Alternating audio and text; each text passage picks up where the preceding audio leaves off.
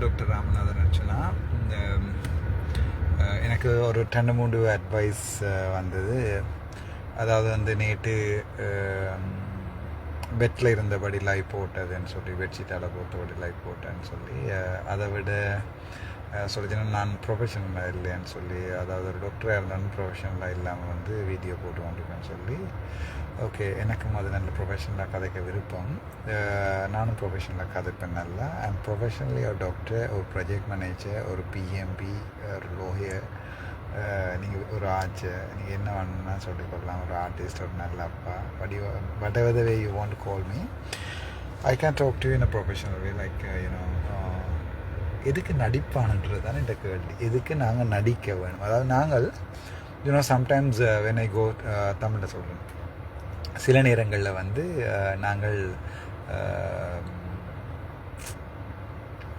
ரெஸ்டாரண்ட்டுக்கு போய்க்கல. So we'll take this prawn and put it here and like சில பேர் வந்து English it's very like it's totally different, it's too hard, right?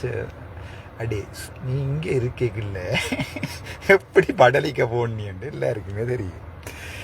இப்போ வந்து அந்த முரளி வள்ளிபுரநாதன் தானே வேறு பற்றி நான் கதைக்கிறேன், சரிதானே? எங்களுடைய ஐயா முரளி வள்ளிபுரநாதன் எங்கள்கிட்ட பேருந்து இந்த துண்டை மட்டும் போட்டு வெளியால் வேறையாக போட்டுருவாங்க. எங்கள்ட முரளி வள்ளிபுரநாதன் சொல்லி தவக்கவரால் இருக்கிறார். அவர் வந்து கம்யூனிட்டி மெடிசின், சமூக ஊடகம் படித்தவரால். அவர் நான் சம்பந்தமாக எல்லாம் எழுதியிருந்தார். அவர் எழுதினா பிறகு திருப்பி அடிவாடுன்னு சொல்லி நீ அடித்த பிறகு திருப்பி அடிக்கிறதுல ஒரு புலையும் இல்லை நினைக்கிறேன், இல்லையோ?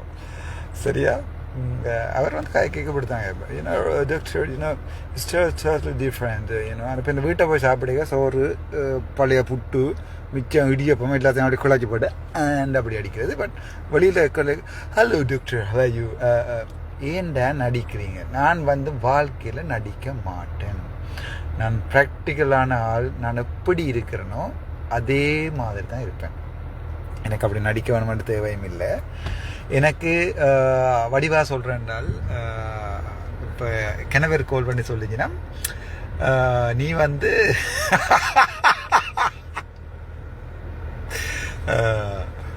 வைன் போத்தலோட போட்டிருக்காயின்னு சொல்லி, உண்மையாகவே நான் வைன் குடிக்கிறேன். கடவுள் அறிய நான் உண்மையாக வைன் அன்லஸ் அதர்வைஸ் எங்கேயாவது போய் ஒன்றும் இல்லாமல் இருக்கிற நேரங்களில் வைன் குடித்தாலேயே சத்தியமாக நான் வைன் குடிக்கிறேன். அதோட எங்களோட காலேஜ் ஆஃப் மெடிக்கல் அட்மினிஸ்ட்ரேட்டர்ஸ்ன்னு சொல்லி எங்களோட காலேஜில் நடக்கிற பார்ட்டி, இரவு பார்ட்டியில் கூட நான் குடிக்கிறேன். அதுக்கு வந்து ஒரு முறை நாங்கள் ஃபர்ஸ்ட் இயரில் இருக்கைகளில் எங்களை தான் அரேஞ்ச் பண்ணி கூப்பிட்டது எங்கள் பாமினி அக்கா, தர்ஷன் எல்லாரும் பார்த்து கொண்டு போய் நினைக்கிறேன். அப்போ we went to NHS. And then அதுக்கு பிறகு அவங்க கேட்டாங்க, ஸோ பார் யார் எடுத்து நடத்துறது? அதாவது பார் எடுத்து நடத்துறேன்னு சொன்னால் வளமே என்ன நடக்குதுன்னு சொன்னால், இந்த காலேஜ் ஸ்டேஷனில் எல்லோரும் குடிச்சு ஒரு ஃபர்ஸ்ட் ரவுண்ட் சொட்டுன்னு இருந்தா பிறகு முழு சாமானம், அதாவது போத்திலாம் ஓடிடும், காலில் நடந்து ஓடிடும்.